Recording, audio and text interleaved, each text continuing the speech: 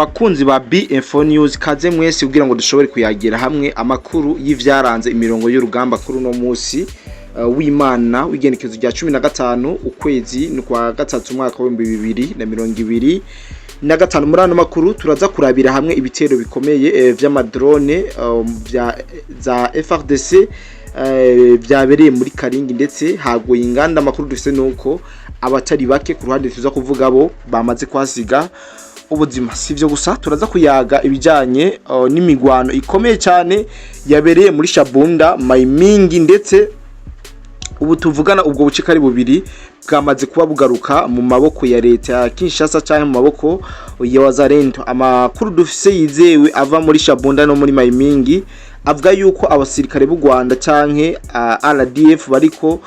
biruka agatsintsirwa kubita mu gakomokomo kwa nka yuko bashobora kurasigwa muri bino bice vyamaze kuba vyigarurirwa na FARDC ndetse na Wazalendo bafashwe mu mugongo n'ingabo z'u Burundi FDNB. Yani makuru dufise nuko muri Katasomwa inyeshamba zakubiswe bikomeye ndetse zibura iyo zija niyo ziva nkuko tuza kubibabwira mu kino kiganiro cacu cyuno mugoroba. Mu kurangiza kino kiganiro tureza kurangiriza ku majambo akomeye cyane umuvugizi wa Wazalendo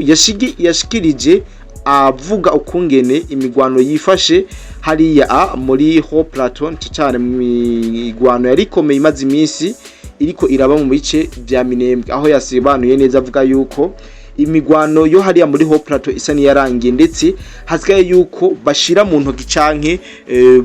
baheza urugamba kuko ngo ubuce bwose bwo muri Minembwe bwarafashwe kiretse Minembwe centre ariyo isigaye ndetse yahise avuga yuko mu masaha make mushobora kumva bamaze kuhinjira 5-5 atantambamye nimwe ifashe Wazalendo kwinjira canke itangira FARDC kwinjira muri Minembwe centre hamaze iminsi hariko harabera imigwano. Muri make makino igano nibitwiye kuyagiramo mu nkundire mu bane natwe makino igano kigufi cyane umanzura biko wamaze gukora subscribe mu kudutera intege na like ndetse no kudushikikira mu biganiro n'amakuru tuza turabashikanako nkuko mwamye mudushikirira kuva kera. Ndabasabe ndanashime cyane abatuvugisha kuri nimero ya telefone, abaduha ivyumviro ndetse n'abaduha n'amazi nabo turabashimira cyane kuko twagiye kubona urukundo rwanya urukundo rudasanzwe bituma tugira inguvu nyinshi cyangwa motivation kugira ngo tubaronderere amakuru cyane amakuru azira ibihuha ya makuru yizewe ya makuru u Rwanda ruhinyika ya makuru akoreshwa nk'inkota kugira ngo bashobore guhungabanya umutekano w'akarere tukaza kugira ngo dushobore kwamirira kure ayo mahemere canke ivyo bihuha bitege mutwe n'amaguru bizanwa na leta y'u Rwanda. Cyewe nitwa Cody the Black, iyi ni BF News bafasha mu makuru cyane ari ku mirongo y'urugamba ndetse n'umutekano mu karere kibiyaga binini. Nkuko ntango ndavuga Minembwe Wazalendo ndetse na FARDC batanguje igitero kuri Karingi mu gace cyo Karingi ni muri Minembwe, aho drone zakoreshejwe mu kugwanya twigwaneho ndetse na M23 na Red Tabara ndetse na FNL yanza bamema nkuko tubihabwa na bamwe bari mu mirongo y'urugamba. Abagwanyi ba Wazalendo bafashijwe n'igisirikare gikomeye cyane mu karere ari cisirikare cy'u Burundi ndetse na FARDC n'abandi bafatanya bikorwa babo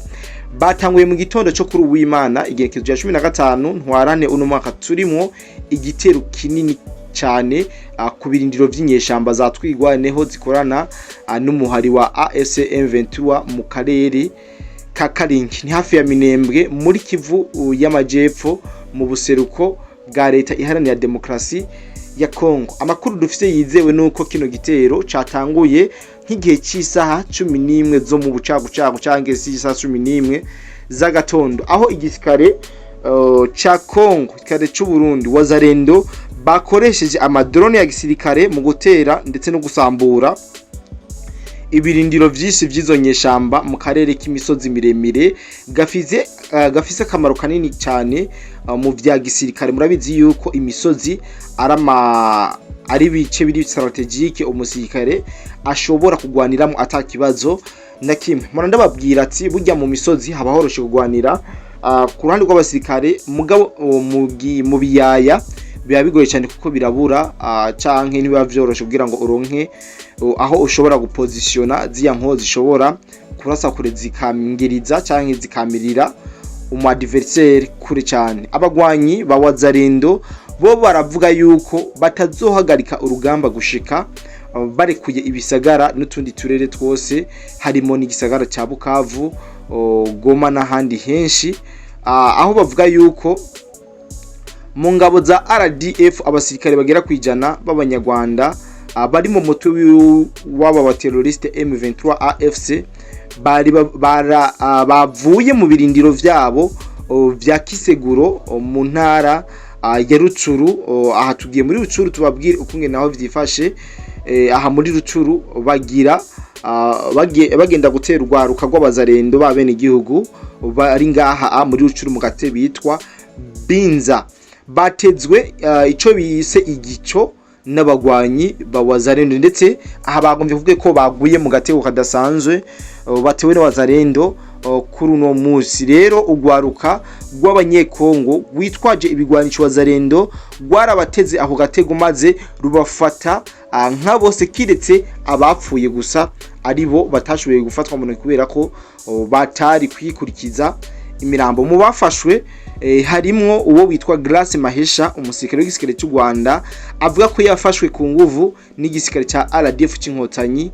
muri Minova, ni muri teritware ya Karehe, hanyuma ajyanwa mu gace kitwa Cyanzu muri Kivu ya ruguru kugira ngo ahabwe inyigisho za gisirikare n'abanyarwanda. Yasiguye aya ni majambo akomeye avuga ati igisirikare cy'u Rwanda nta basirikare benshi gisigaye gifise. Murumva yuko umwe mu basirikare b'u Rwanda yavuze yuko umugisirikare cy'u Rwanda bivanye n'ingene zino ngwano canke ino hangano yikirabera mu gihugu ca Kongo byatumye igihugu cy'u Rwanda kija mu bitigiri bike cyane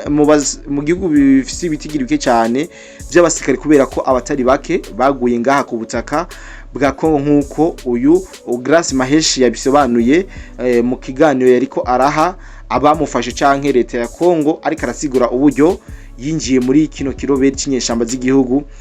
cy'u Rwanda, aho yabanarije avuga ati kubirindiro byose canke mu gice cyose c'ingabo haba abasirikare 18 gusa. Murumva yuko abasirikare b'u Rwanda bahoneye hano ku butaka bwa Kongo ku kirindiro cyose hatarenza abasirikare 18 gusa aribo baba bari kuri position ahantu hose RDF M23 AFC igenzura. Igitigiri nyamwishi cyabo caragabanutse cyane, nico gituma bafata ku nguvu ugwaruka n'abagabo b'abanyekongo bakabinziza ku nguvu muri ico gisirikare. Wazalendo ubu bavuga ko bagenzura iyo Binza ijana kwijana inyuma yo kuhakubitira umwasi w'igihugu cy'u Rwanda, maze abenshi bakabica abandi bakabafata mpiri, nkuko amakuru yacu abandanya abivuga. Ahoze ari igihome gikomeye cha AFC M23 RDF uno munsi hari mu minwe ya Wazalendo, ndavuga kano gace ka Binza. Mu makuru dufise arabandanya avuga ati yuko mu duce twa Kicanga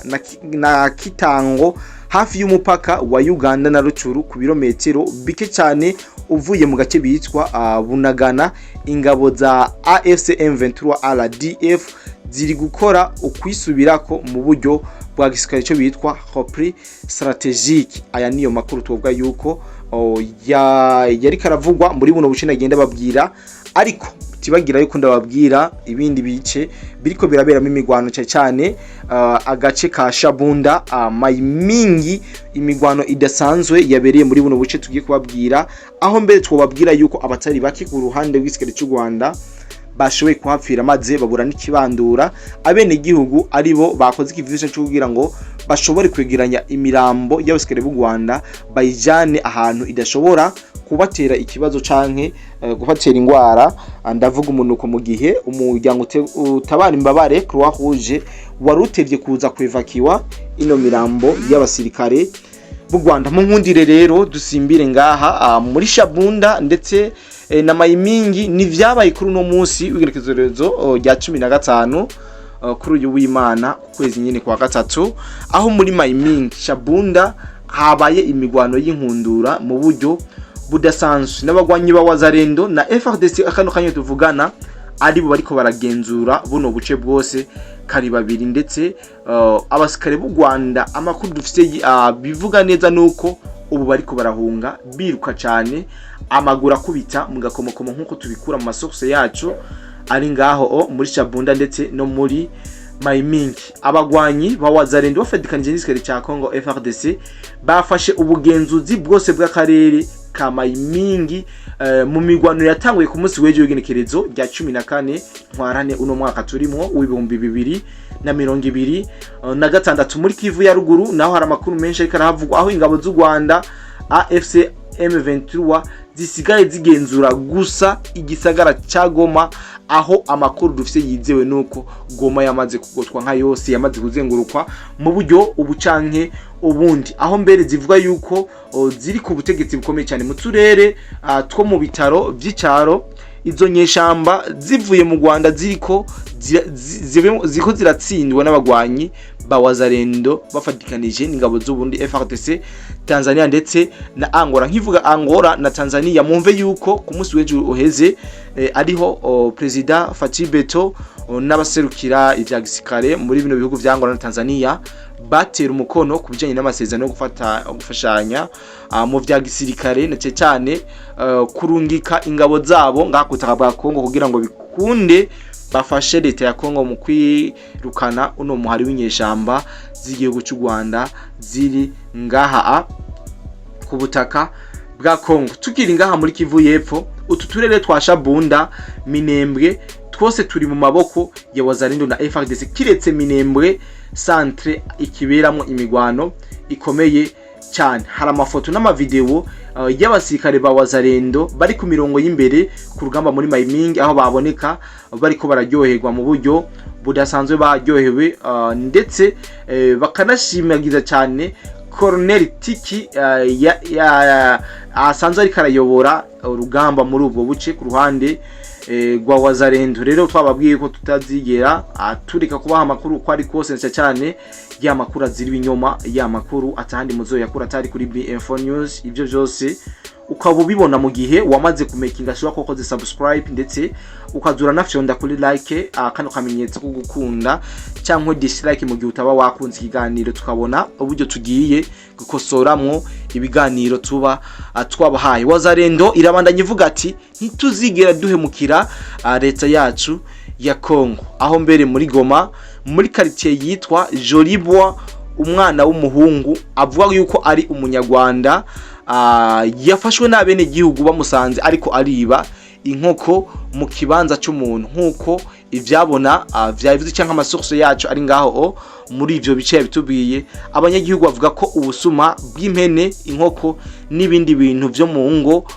bwagiye buriyongera cyane mu duce tumwe hafi y'umupaka igihugu ca Kongo gihana n'igihugu cy'u Rwanda. Uwo mwana w'umuhungu amaze gufatwa afata mu itonga ry'inkoko yari kariba, niko guca bamucanira umudo nkuko abo muri Kongo basanzwe babikora cyane mu guhasha abana basikare b'u Rwanda canke rino leta y'u Rwanda yaje kwigarurira leta ya Kongo ibicishije mu gikenye canke ibicishije mu kwica indiri y'abakongomani benshi cyane, nkuko amakuru bivuga yuko umwana ashobora kuba yaciye ahabwa amagogo canke inkungi y'umuriro nkuko bo basanzwe bavyivugira mu gatwe tuvuga yuko yaciye aturirwa ubwo nyene mu maguru masha nkuko amakuru yacu abivuga. Rero mwumve yuko abakongomani bamaze guseserezwa cyane n'igisirikare cy'u Rwanda canke na leta y'u Rwanda yose muri rusange ku bikogwa bibi iri kirakorera ngaha ku butaka bwa Kongo. Tubandanya no makuru yacu twababwiye nyine kuri uno munsi wa Mungu w'igenekezo rya 15 ntwarante uno mwaka turimwo w'ibihumbi 2026, abagwanyi batari bake ba AFC M23 RDF bagiye muri Wazalendo na FARDC bishikanye mu gace bitwa Katasomwa mu ntangamarara. Nari nababwiye yuko aragace kabereye imigwano idasanzwe, imigwano ikomeye ndetse hagiye kugaragara impfu zitari zike ku mpande ku ruhande rw'igihugu cy'u Rwanda kwatakaje abasikare benshi, ndetse binatuma abandi basikare bari basigaye ku mirongo y'urugamba bamanika ibigwanisho maze bavuga ati turishikanye murabe ntimutwice kuko twarahenzwe ibyo turi mu natwe ntitubizi. Niyo mpamvu rero abasirikare bagera ku 42 b'igihugu cy'u Rwanda bavanze n'abakongomani bataye umuco wa gikongomani baciye bishikana bamanika ibigwanisho baja mu maboko ya FARDC ndetse na wazalendo muri kano gace kakatasomwa inyuma yo kubakubita mu buryo budasanzwe. Na cyo tubabwira yuko agace kakatasomwa ubu kari sous contrôle na wazalendo à 100% ku migwano yahabereye kuri uno munsi nyene turi ku igerekerezo rya 15 ntwarane. Tubabwira yuko impamvu iriko iratuma batabakomoka bagahitamo kwishikana inyuma yuko bariko bararaswa bikomeye nuko muri kino gihe bafise ikibazo c'imishahara, inkomezi zo gufungura hamwe n'amasasu. Ivyo biriko bigira ingaruka mbi ku mitima yabo mu bagwanyi ba leta y'u Rwanda. Tubabwira yuko ubu bisa nuko ibijanye na avitayema yaba amasasu canke ibifungurwa n'imishahara bitameze neza ku ruhande rw'izinyeshamba, ari nayo mpamvu tuko turabona faiblesse yayo iri kirigaragaza ku buryo budasanzwe. Mu nkundire tubandanirize ano makuru yacu mu bindi bice nce cyane mu bice bikikuje Goma. Abenshi baguma batubaza ati bimeze gute, vyifashe gute, ariko ukuri kwavyo nuko izinyeshamba z'u Rwanda zisigara kandi gace kagoma kubera ko bimaze kugaragara yuko FARDC yamaze kugota ubuce bwose bukikuje ino kino gisagara ca Goma kimaze umwaka n'amezi carigaruriwe n'abasikare b'igihugu cy'u Rwanda. Rero muri make amakuru dubafitiye nayo, ariko mbere kurangiza kino kiganiro mu nkundire tubanze tuyage ku majambo akomeye cyane umwe mu bavugizi ba wazalendo aho yemeza ko intambara yo mu misozi miremire ndavuga mu maho plateau iriko irarangira, hasigaye agace kariko araberamo imigwano ariko Minembwe centre. Aravuga yuko mu minsi mike cyane bazoba bahije akazi kuko niho hari ibiro bikuru vyabo vyizinyeshamba ngaha muri Minembwe centre. Bagiye gukora uko bashoboye kose kugira ngo bashobore kwirukana kino gisirikare cy'u Rwanda kimaze igihe kitari gito kiriko kirigarurira ubuce bwiye butandukanye ngaha ku butaka bwa Kongo. Ariko ngaha mu bice bibamwe abanyamurenge benshi, amakuru dufise yizewe nuko abanyamurenge iyo bakubise ndavugiye twigwaneho ihita ihindura impuzu maze ikambara civile, bigatuma yiyoberanya FARDC wazalendo n'ingabo z'u Burundi FDNB zibura uburyo zitandukanya abasikare ndetse n'abasivile, bigatuma izino ntambara zisa n'izitagabanuka kubera ko baca biyoberanya bakigira abasivile. Aho yarangije avuga ati turavyizera ko tugira tuhagenzure kuko abenshi barishikana abo muri twigwaneho na AFCM 23 kandi amakuru baduha nuko inguvu atanguvu nyinshi bagifise. Aya niyo makuru yashikirijwe n'uyu muvugizi wa wazalendo aha ariko arayobora ibijanye ari ku binongo y'urugamba mu migwanikira bera hariya mu maho plateau neza na neza mu Minembwe. Kubafatiye kino giganiro hagati mu nkundire njababwire intangamarara y'ibiri ku minongo y'urugamba hama turangize kino kiganiro. Ndashimira cyane wamaze gukora subscribe, ndongera nkengurukira cyane bugira uyikora turayikora kuko biraduha motivation, bigatuma tubarondera amakuru menshi kandi meza aziye kugihe. Wazalendo na FARDC bishigikiwe n'ingabo z'ubundi FDNB batanguje igitero gikomeye ku birindiro vy'inyeshamba za twigwaneho AFCM 23 hamwe n'abafatanya bikorwa bayo. Iyo migwano ikaba yabereye neza na neza mu gace ka Karingi hafi ya Minembwe, aho ni muri Sud Kivu mu buseruko bwa DRC canke leta iharanira demokrasi ya Kongo. Ico gikorwa cibitero cyatanguye nk'igihe cy'isaha 11 z'agatondo ravuga mu bucagucagu bwo kuri uno munsi w'Imana, aho igisikare cha Kongo n'ingabo z'u Burundi bagavye ibitero bikomeye bifashishije indege zitagira abadereva canke ama avion sans pilote, ama drone mu gutera ibisasu bitari bike mu birindiro bitari bike nyene biri mu minwe y'abagwanyi ba AFCM 23 RDF twigwaneho ku misozi miremire ya Minembwe. Nkundire turangirize kino kiganiro hano, kumbure n'ivije byo kubabwira mudukure turongera guhura mu bindi biganiro byacu vy'uno munsi. Nitwa Cody the Black, INDIRI Info News. Bye bye.